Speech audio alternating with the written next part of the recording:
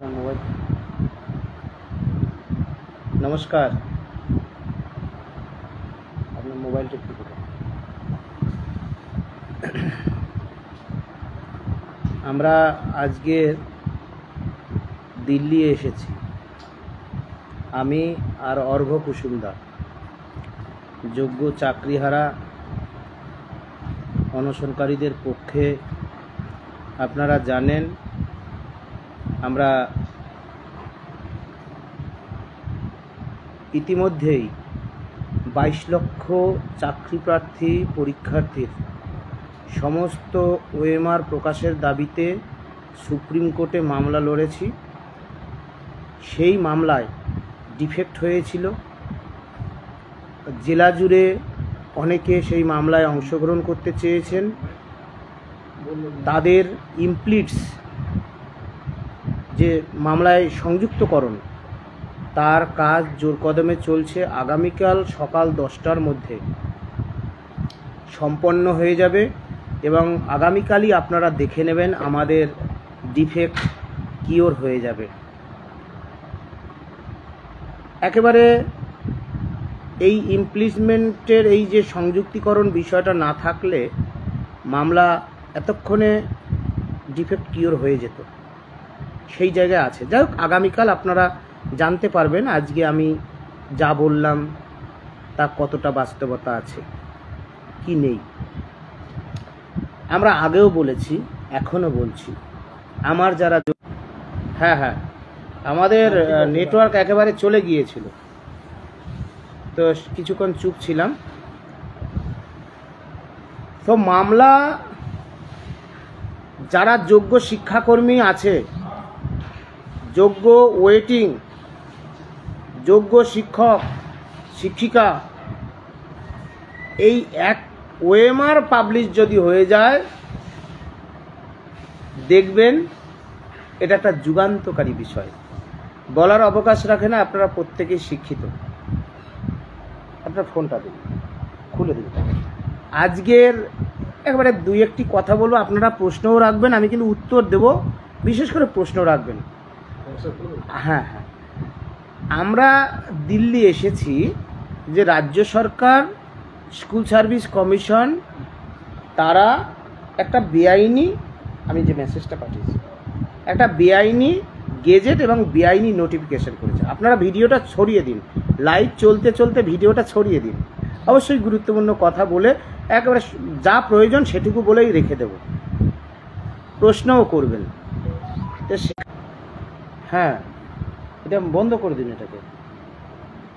হ্যাঁ, এবার ঠিক আছে, এক্ষুনি পাঠিয়েছি, আমার হোয়াটসঅ্যাপ আপনি পাঠিয়েছি। যাই হোক, তো আমরা এসেছি সেই যে বেআইনি নোটিশ এবং বেআইনি গেজেট, সেই গেজেটটা আসলে গত 3রা এপ্রিল যে সুপ্রিম কোর্ট, বেশ হ্যাঁ, ঠিক নেটওয়ার্ক সমস্যা কেটে গেছে। তা আমরা এসেছি মামলা, একটা নতুন মামলা করতে এসেছি। কেন? গত 3 তারিখের যে সুপ্রিম কোর্টের ভার্ডিক্ট রয়েছে, দাদা থাক, ওটা থাক দাদা, খুলে রাখো না, খুলে রাখো। যে সেই ভার্ডিক্টকে অগ্রাহ্য করে রাজ্য সরকার এটা করেছে। সেখানে ফ্রেশ সিলেকশন ছিল। এখন ফ্রেশ সিলেকশনের সংজ্ঞা কি? ফ্রেশ সিলেকশন মানে কি নতুন করে আবার পরীক্ষা? তারপরে যারা not found to be specifically tainted তারাই কি পরীক্ষা দেবে, সেটা তো বলা ছিল। তাহলে 2016 সালের যে অ্যাকর্ডিং তারাই কি পরীক্ষা দেবে? এত সব প্রশ্ন। রাজ্য সরকার কি করলো? চাল ডাল মিশিয়ে একটা জগা খিচুড়ি। যারা নতুন চাকরি প্রার্থী তাদের সাথে একটা দ্বন্দ্ব ঘটিয়ে দাও, ঘোলা জলে মাছ ধরো, ভোটের আগে আবার কোটি কোটি টাকা লুট করো, প্রশ্নপত্র উত্তর সহ। সেই যাদের চাকরি বাঁচানোর জন্য গোটা যোগ্যদের বলি চড়িয়ে দিতে কুণ্ঠাবোধ করল না রাজ্যের মুখ্যমন্ত্রী, রাজ্য সরকার, স্কুল সার্ভিস কমিশন, শিক্ষা দপ্তর এবং বোর্ড। অস্বীকার করা যাবে না। এই অবস্থায় আজকের এক ভদ্রলোক আমাকে ফোন টোন করে তো একবারে হুমকি টুমকি দিয়ে ঠ্যাং ঠোং ভেঙে সোজা করে দিলেন। তিনি বললেন যে হাইকোর্টে মামলা লড়লে কেমন হয়। আপনাদের কাছে বলি, শুনুন। সুপ্রিম কোর্টের রায়কে খণ্ডন করার ক্ষমতা কারণ নেই। ইন্দিরা গান্ধী প্রাক্তন প্রধানমন্ত্রী, তারও জেল হয়েছিল।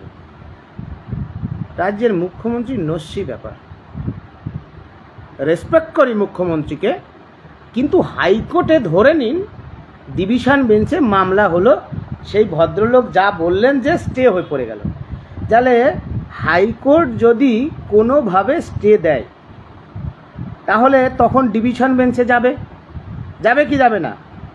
সেই সঙ্গে সঙ্গে রাজ্য সরকার ডিভিশন বেঞ্চে কেস ফাইল হবে, হয়ে গেলে তার আবার ফর্ম ফিল আপ চালাবে। আজকের হচ্ছে 9 তারিখ, আজকে কথাবার্তা শুনে বোঝা গেল আজকে মামলা করেনি। আমি ধরে নিলাম কালকেই করলো, কালকেই কোর্টে উঠবে, 16 তারিখের মধ্যে করে ফেলবে। মামাবাড়ির আবদার, ধরলাম 16 তারিখের মধ্যে স্টে হলো, ডিভিশন বেঞ্চে যাবে রাজ্য সরকার, রাজ্য সরকার বলবে ফর্ম ফিল আপ চালাও। যেই ডিভিশন বেঞ্চে আবার স্টে পেলো, ওই যে ভদ্রলোক যে লোকের ঠ্যাং ঠং ভাঙে, একদম গুঁড়ো গুঁড়ো করে দেয়, ইত্যাদি ইত্যাদি সব করে, বাচ্চার ছেলে, তুমি জানো না আমাদের সংগ্রামের ইতিহাস। যাই হোক, এইবার ডিভিশন বেঞ্চে স্টে পেয়ে গেল, তাহলে কি করবে রাজ্য সরকার? দেখেননি, রাজ্য সরকার ডিএ মামলার ক্ষেত্রে ডিভিশন বেঞ্চে যখন রায় হয়েছিল যে ডিএ দিতে হবে, তখন রিভিউয়ে গিয়েছিল কলকাতা হাইকোর্টে ডিভিশন, তখন সেই ডিভিশন বেঞ্চের রায়কে রিভিউয়ে গিয়েছিল হাইকোর্টে। কিন্তু আমাদের মামলা যখন এসএসসি মামলা যখন হাইকোর্টে আমরা ডিভিশন বেঞ্চে হেরে যাই, তখন কিন্তু হাইকোর্টে রিভিউয়ে যায়নি, সরাসরি সুপ্রিম কোর্টে চলে এসছে। কারণ ওখানে আরেকটু নেগোসিয়েশন করার, বা আমরা যারা ভুল করেছিলাম হাইকোর্টে পার্টি না হয়ে, যোগ্যদের বক্তব্য না উপস্থাপন করতে পেরে, তারা আবার সুযোগ পেয়ে যেতে পারতাম। আমরা ছুটে এলাম সুপ্রিম কোর্টে, কি ফলাফল হলো? তাহলে এই যে ডিভিশন বেঞ্চে ধরুন সেই ভদ্রলোক আবার স্টে পেল, রাজ্য সরকার কোথায় চলে আসবে? সুপ্রিম কোর্টে। সুপ্রিম কোর্টে এখন কি ভ্যাকেশন, ততক্ষণে ফর্ম ফিল আপ শেষ। আর আমাদের যে মাস্টারমশাদের একটা অংশ যারা বই নিয়ে বসে পড়েছে, আর তারা বাকি সময় যখন পান তখন ফেসবুকে হোয়াটসঅ্যাপে বলে হ্যাঁ হোয়াটসঅ্যাপে নানান কথা বলে, তাই না? এসব বলে, তাই এই সব বিষয়গুলো রয়েছে। আমরা নিশ্চিতভাবে আমাদের যিনি আইনজীবী রয়েছে, আইনজীবীরা, তাদের সাথে আমরা কথা বলবো আইনের কি ফাঁক ফোকর রয়েছে। কারণ আমরা বিকাশ ভবন বা রাস্তায় দাঁড়িয়ে চিৎকার করে বললেই সব সত্যি হয়ে যায় না। সুপ্রিম কোর্টের আইন মানতে আমরা বাধ্য, কিন্তু সেই আইনকে খণ্ডন করে যদি আপনি রায় ঘুরিয়ে আনতে পারেন, সেটাই একমাত্র পথ। তবে রাস্তার আন্দোলন অনস্বীকার্য, রাস্তার আন্দোলন অনস্বীকার্য। আর সুপ্রিম কোর্টের ওই যে আইনের মধ্য দিয়ে রায় রিভিউ করে হোক, আরও আমরা কি ভুল করলাম? রাজ্য সরকার যখন এমএ ফাইল করলো, ফ্রেশ রিক্রুটমেন্টকে ফ্রেশ সিলেকশনকে ফ্রেশ রিক্রুটমেন্ট বলে এমএ ফাইলে শুধু শিক্ষকদের জন্য বার করে নিল। আমরা কেউ পার্টি হয়েছিলাম এমএ ফাইলে? কেন হয়নি? এগুলো আমাদের ভুল। এখন আমরা চিৎকার করে বলছি আপনি কেস করবেন না। আসলে এই যে ভদ্রলোকরা যিনি এত সব কথা বলছেন, এরা আসলে সরকারের দালাল। এরা আসলে সরকারের যে অভিসন্ধি সেটাকে কার্যকর করার চেষ্টা করছে। বিশ্বাস করুন, যারা হাইকোর্টে মামলা লড়ছেন তাদের কারোর সাথে আমার বিরোধ নেই, আমাদের হওয়া উচিত নয়। কিন্তু সুপ্রিম কোর্টের অর্ডার হাইকোর্ট দিতে পারে না, এটা আইন, এটা আইন, আপনারা মানতে শিখুন। কেউ লিখছেন সুমনদা হাইকোর্টে করলে ভালো হতো। আমিও তো জানি হাইকোর্টে করলে ভালো হতো। যিনি মাননীয় বিকাশ রঞ্জন ভট্টাচার্য, তিনি তো সব ব্যাপারে দৌড়ে আসেন, আপনারা দেখেন। হ্যাঁ, চাকরি খেয়ে ফেলবো, এই করব, কনক্লুসিভ এভিডেন্স দিল না। হ্যাঁ, চোর বলল কিন্তু কনক্লুসিভ এভিডেন্স দিল না। আবার supreme court judicially not prove, it is judicially not prove, আপনি প্রুভই করতে পারলেন না, লিখলেন not found to be specifically tainted, চাকরি খেয়ে নিল। কারণ সংবিধান সুপ্রিম কোর্টকে অ্যাবসুলুট পাওয়ার দিয়ে রেখেছে, সংবিধান সুপ্রিম কোর্টকে অ্যাবসুলুট পাওয়ার দিয়ে রেখেছে, সংবিধানটা পড়তে হবে। পরিস্থিতি এই জায়গায়। যাই হোক, আমাদের মধ্যে রয়েছেন অর্ঘ্য কুসুম ঘোষ। অর্ঘ্যদা, দুই এক কথা বলুন, ওএমআর মামলা নিয়ে দুই একটি কথা বলুন। হ্যাঁ, অনেকে প্রশ্ন করছেন দেখছি সিএফএসএল এর রিপোর্টটা নিয়ে। তো আমি একটা কথা বলতে চাই যে ওই খবরটা কিন্তু ভুল খবর। কারণ আমাদের এসএসসি সংক্রান্ত কোনো সিএফএসএল এর রিপোর্ট আসেনি ওএমআর শিট বিষয়ে, যেটা এসেছে হচ্ছে মাদ্রাসা সার্ভিস কমিশনের। সুতরাং এই খবরটাতে বিভ্রান্ত হবেন না। আর আমরা এখানে আছি, আমরা আমাদের মতো প্রচেষ্টা চালিয়ে যাচ্ছি, দেখি কতটা কি করে উঠতে পারি। এখন সুমনবাবু সামনে থেকে লড়াইটা দিচ্ছেন, ওনাকে সাধুবাদ জানাতেই হয়। আপনারাও সাথে থাকবেন আশা করি। হ্যাঁ, যাই হোক, দেখুন আমরা এসেছি, ব্যাপারটা হচ্ছে কি আইনটাকে মানতে হবে। কারণ যতই বলেন কিছু করার নেই, আমাদের অনেক ভুল আছে। এখন যারা চোর, চোর রাজ্য সরকার, চাকরি চোর রাজ্য সরকার, এমন কোনো ডিপার্টমেন্ট নেই যেখানে দুর্নীতি প্রবেশ করেন। সেই সরকারের বিরুদ্ধে, সেই চাকরি চোর সরকারের বিরুদ্ধে, দাদা চিঠিটা একটু আনো তো, চিঠিটা একটু আনো তো।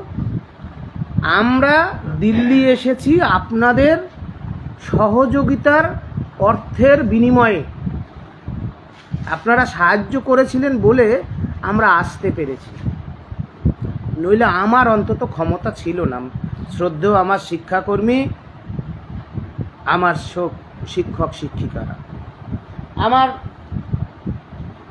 শিক্ষাকর্মীরা বারবার বলছেন আমাদের কথা একটু বলবেন। আপনাদের উদ্দেশ্যে বলি, আমার যারা শিক্ষাকর্মী আছেন, যোগ্য ওয়েটিং আছেন, নট কল ফর ভেরিফিকেশান, একজন যোগ্য শিক্ষকের প্রতি যতটুকু আমার হৃদয়ের ভালোবাসা, ঠিক ততটুকুই একজন যোগ্য শিক্ষাকর্মীর প্রতি আমরা অন্তর থেকে তাদের পাশে আছি, ভালোবাসি, তাদের শুভকামনা চাই। আমরা যেদিন থেকে প্যানেল বাতিল হয়েছে, আমার কণ্ঠে যোগ্য শিক্ষাকর্মী থেকেই কথাটা শুরু আমরা করি। সুতরাং এখানে আলাদা করার কিছু নেই। যারা আলাদা করছে, যারা বলে আমার চাকরি চাই, চাকরি চাই, আসলে ভুল সেটা। আমরা চাই সকল যোগ্যজনের চাকরি, দুর্নীতির বিরুদ্ধে সত্যিকারের প্রকৃত লড়াই। সে লড়াই মিউ মিউ ফিস ফিস করে হবে না, হবে না। এই আপোষহীন ধারার লড়াই যদি করতে পারেন, তবে লড়াইটা লড়াইয়ের মতো করুন, নইলে কিচ্ছু করতে পারবেন না। আমরা যে ওএমআর প্রকাশের মামলা লড়ছি, দেখুন সূর্য উঠলে কেউ আটকাতে পারে না।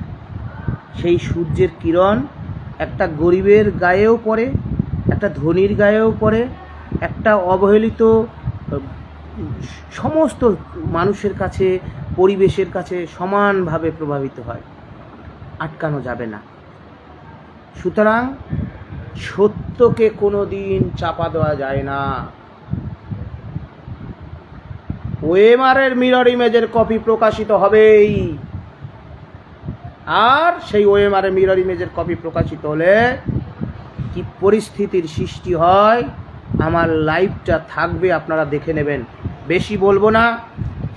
আমরা এই চিঠি করেছি রাজ্যের, পশ্চিমবঙ্গ রাজ্য সরকারের যে প্রশাসন, সেই প্রশাসনকে লালবাজার মুখ্য সচিব থেকে শুরু করে সেই ধরো দাদা, সেই চিঠি আমরা দেব। আমরা চিঠি করেছি the chief electoral officer, election commission of India, এই সেই আপনারা দেখতে পাচ্ছেন। কেন অনেক কিছু লিখেছি, যদি একটু পড়তে পারেন দেখবেন। এখানে লাস্ট প্যারায় দেখবেন যে যে শাসক সরকার, শাসক দল, যারা সংবিধানকে শপথ নিয়ে মুখ্যমন্ত্রী হয়েছে, মন্ত্রী হয়েছে, যারা পার্টি প্রতিষ্ঠা করার সময় সংবিধান রচনা করে ইলেকশন কমিশনকে জমা দিয়েছিল, তারা যদি সেই গাইডলাইন ভঙ্গ করে তাদের রেজিস্ট্রেশন বাতিল করতে হবে। সেই কারণে নির্বাচন কমিশনকে আমরা এই চিঠি আগামীকাল দেব। আপনারা দেখবেন ভারতবর্ষের ন্যাশনাল মিডিয়াকে সঙ্গে নিয়ে আপনাদের উত্তর দেব। ফর্ম ফিল আপ আর আটকানো যাবে না। যাই হোক, আমরা এটা চিঠি দেব the chief justice, supreme court of India. আপনারা দেখবেন আমরা যা বলছি আমরা তা করছি কিনা, সশরীরে উপস্থিত থেকে করতে পারছি কিনা। আমরা বলতে চাই যে এই যে করাপশন এসএসসি 2016 স্ক্যাম, এটা পৃথিবীর ইতিহাসে একটা বিরলতম স্ক্যাম, যেটা পশ্চিমবঙ্গ রাজ্য সরকার, রাজ্যের মুখ্যমন্ত্রীর নেতৃত্বে ঘটেছে। আমরা চিফ জাস্টিস বর্তমানে যিনি রয়েছেন, হ্যাঁ সন্দীপবাবু, সুদীপবাবু, মুকুলেশ্বরের সাথে আমার কথা হয়েছে। যাই হোক, আমরা চিফ জাস্টিসকে এই চিঠি দেব, আগামীকালই দেব, হাজার ব্যস্ততার মধ্যেও দেব। আমরা এই যে চিঠিটা রয়েছে, আগের চিঠি ছিল মেল, এটা হচ্ছে hard copy, the president of India, honourable president of India, রাষ্ট্রপতি ভবন। আপনারা দেখবেন এই যে স্ক্যাম, এখানে থরে থরে লেখা আছে যে কিভাবে পশ্চিমবঙ্গ সরকার একেবারে সংগঠিতভাবে চাকরিগুলোকে বিক্রি করে করে আজকে আমাদের পরিবারকে শেষ করে দেওয়ার গভীর চক্রান্তে নিমজ্জিত। এই রকম একটা স্বৈরাচারী, চোর, দুর্নীতিগ্রস্ত রাজ্য সরকারের বিরুদ্ধে এ রাজ্যের, এদেশের সমস্ত রাজনৈতিক দল মত ভেদাভেদ ভুলে গিয়ে জাতীয় রাজনীতির ক্ষেত্রে সমস্ত ন্যাশনাল পার্টিকে আমরা চিঠি দেব। এই চিঠিটি হচ্ছে দি prime minister of India Shri Narendra Damodar Das Modi, তার অফিসকে অ্যাড্রেস করে আমরা সশরীরে সেই চিঠি এবং আমাদের বৈঠক আপনারা দেখবেন। যদি ভগবান আমাদের সঙ্গ দেয় আপনারা দেখতে পারবেন। একজন বলছেন কাকে জানি তিহার জেলে দেখতে চান, যদি OMR এর মিরর ইমেজের কপি প্রকাশিত করতে পারি দেখবেন সেই দিন কে তিহার জেলে যান। আর মুখ্যমন্ত্রী কাদেরকে দিয়ে ঠ্যাং ভাঙানোর চেষ্টা করছেন আপনারা আজকেই দেখেছেন, সারা পশ্চিম বাংলায় ভাইরাল, বলছে ঠ্যাং ভেঙে দেবে। পুলিশ যেন যথাযথ ব্যবস্থা নেয়। এই যে চিঠি, যা chairman national human rights commission, এই চিঠি, একই চিঠি, একই বক্তব্য, সুপ্রিম কোর্টের রায়কে অগ্রাহ্য করছে এই রাজ্য সরকার। সুপ্রিম কোর্টের রায় মানে না, হাইকোর্টের রায় মানে না। হাইকোর্ট বলেছিল OMR এর মিরর ইমেজের copy must be publish in public domain, মানে না।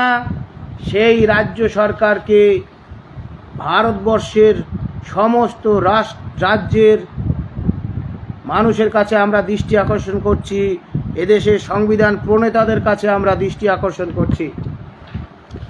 এই চিঠি রয়েছে লোকসভার বিরোধী দলনেতা মাননীয় রাহুল গান্ধীজির কেন্দ্র করে, তাকে এটা আমরা দেব। হ্যাঁ, ফর্ম ফিল আপের ডেটটা কি পিছিয়ে দেবেন? দেখুন কি করব, শুধু বলবো আমার সাথীরা, আমার যোগ্য শিক্ষাকর্মীরা, যোগ্য শিক্ষক শিক্ষিকা, যোগ্য waiting not call for verification, যুগের দাবি, সময়ের দাবি, পাশে থাকুন। এটাই লড়াইয়ের উপযুক্ত সময়। এই চোয়ালটা শক্ত করে কঠিন আত্মত্যাগের জন্য প্রস্তুতি নিন, নইলে আপনারা পারবেন না। হ্যাঁ, আমরা ঈদে মধুসূদন দা জানা, নিশ্চয়ই আপনাকে তো একটু আগেই বললাম। এই তো চিঠিটা হচ্ছে শ্রদ্ধেয় রাহুল গান্ধীজি, এই যে দেখে নিন রাহুল গান্ধীজিকে, লোকসভার বিরোধী দলনেতা। এই চিঠিটি হচ্ছে ইন্ডিয়ান ন্যাশনাল কংগ্রেস, জাতীয় কংগ্রেসকে উদ্দেশ্য করে, তাদের জেনারেল সেক্রেটারি অ্যান্ড প্রেসিডেন্টকে উদ্দেশ্য করে আমরা সেই চিঠি আগামীকাল দেব। এই চিঠিটি হচ্ছে ভারতীয় জনতা পার্টি বিজেপি তাদের প্রেসিডেন্টকে উদ্দেশ্য করে আগামীকাল এই চিঠি আমরা দেব। আপনারা দেখতে পাবেন।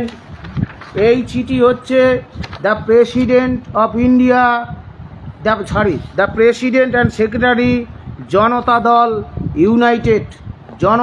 ইউনাইটেড। এই চিঠিটি আমরা দেব, যার অফিস হচ্ছে যন্তর মন্তরে। অনেকে আবার বলবে যে শুধু বলে দিল। হ্যাঁ, আপনারা দেখে নেবেন। যন্তর মন্তরে সবাই জানেন, সেখানে হচ্ছে light house 7 Jantar Mantar road হচ্ছে জনতা দলের অফিস। আজকে গিয়েছিলাম। হ্যাঁ, এই চিঠি আরও বললাম না, যত জাতীয় রাজনৈতিক দলগুলো রয়েছে জনমত গঠনের জন্য প্রধান বিচারপতি থেকে শুরু করে সব অংশের বিশিষ্ট মানুষ, রাষ্ট্রনায়কদের কাছে আমরা পৌঁছানোর চেষ্টা করছি।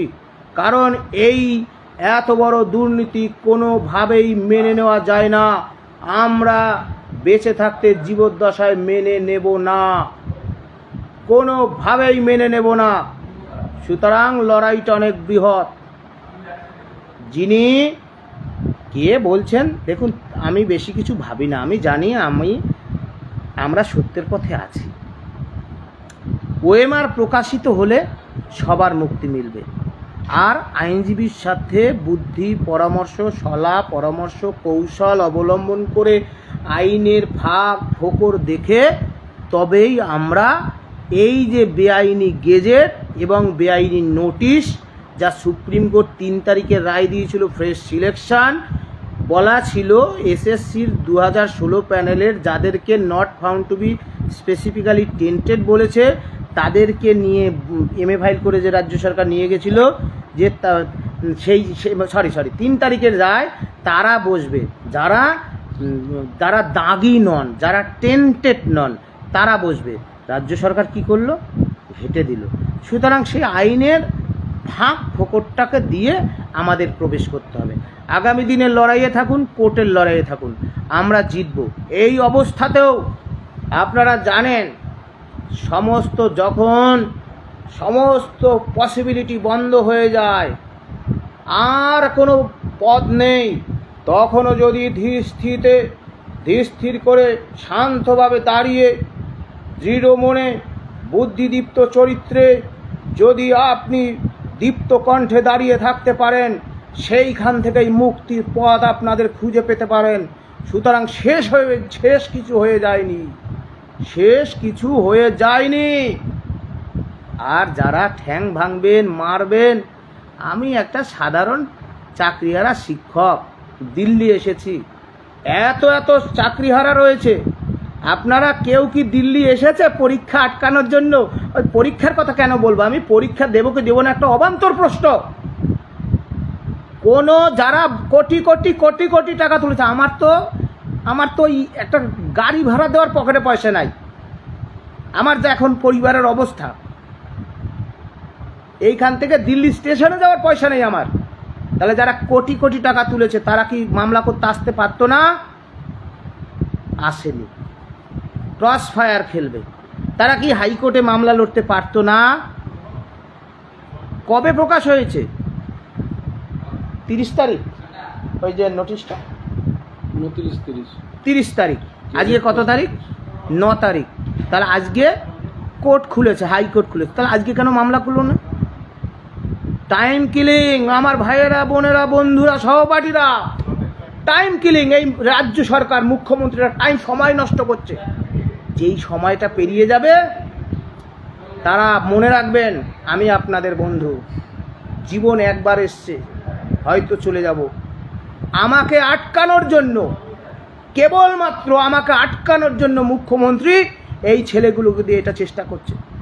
কারণ মুখ্যমন্ত্রী নিজে জানে আগামীকাল তিনি দিল্লি আসবেন, জানেন আপনারা? মুখ্যমন্ত্রী ফুলের তোড়া দিতে দিল্লি আসবেন। সুতরাং ওএমআর এর মিরর ইমেজের কপি প্রকাশিত হলে যারা চুরির সাথে যুক্ত ছিল, আমি বেশি বলতে চাই না, যারা যুক্ত ছিল তারা সবাই ধরা পড়বে। একজন বলছে তিহার জেলে পাঠাবে, তারা সবাই তিহার জেলে যেতেও পারে। ফ্লাইটে যখন এসছি তিহার জেলটা দেখে এসছি, হেবি সুন্দর। যাই হোক, চাকরি চোরদের বিরুদ্ধে, এই দুর্নীতির বিরুদ্ধে আপসীন ধারার লড়াইটা আমরা বেছে নিয়েছি। ইতিহাসে পড়েছি নেতাজি সুভাষচন্দ্র বসু সে আজাদ হিন্দ ফৌজ শেষ রেজিমেন্ট পর্যন্ত দাঁড়িয়ে লড়াই দিয়েছিল। আমরা কিন্তু এখনো দাঁড়িয়ে আছি। দেখুন, আমরা এই ফর্ম ফিল আপ আটকানো যাবে কিনা, নিপা সরকার বা এইসব নিয়ে আমি উত্তর দিতে চাই না। আমি বলতে চাই আপনাকে, বেআইনি নোটিশ এবং গেজেট আমরা আটকানোর চেষ্টা করছি। কিভাবে? এই যে 16 তারিখ হাতে সময় কম, এই মামলা কোর্টে তুলে মামলা হিয়ারিং করিয়ে আটকানো খুবই ডিফিকাল্ট, কিন্তু আপনাদেরকে কথা দিচ্ছি আমরা চেষ্টাটা করছি। কি করছি কি করছি না, সুপ্রিম কোর্টে যারা মামলা সম্পর্কে বোঝেন, আমাদের ডায়েরি নম্বরটা দেখলেই আপনারা বুঝতে পারবেন কি অগ্রগতি হলো না। যাই হোক, দেখুন যতবারই এসেছেন তিনি সেটিং করে গেছেন। কে কার কথা বলছে, কে কার সাথে সেটিং করে, আমি এসব বুঝি না।